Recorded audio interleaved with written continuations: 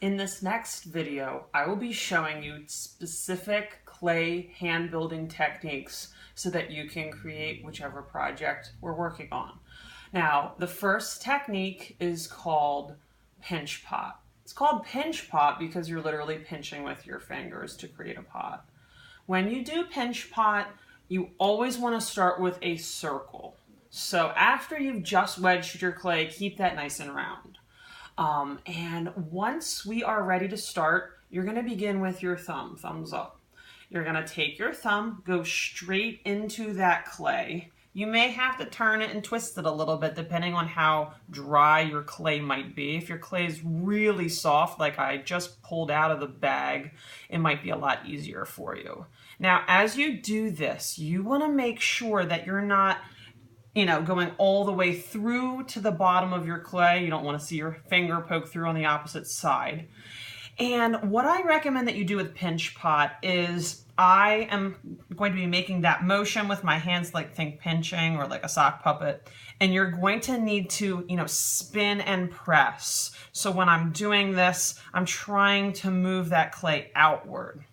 Now, the biggest mistake I think students make with pinch pot is a lot of times they don't even out some sides, or they start to pull one side up a little too tall and the other side shorter. You can, as you're starting pinch pot, flip it upside down and tap it a few times. That kind of helps to level it.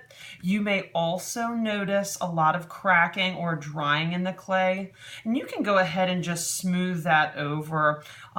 Your clay is probably going to crack no matter what, so don't necessarily fixate on the cracks or the imperfections in your clay. You can fix that all up later. Like I'm just pressing over that, and that does help to seal up. All right, so with pinch pot, the real end goal that I want to see in your assignment is you want to be looking for wall thickness to be consistent throughout.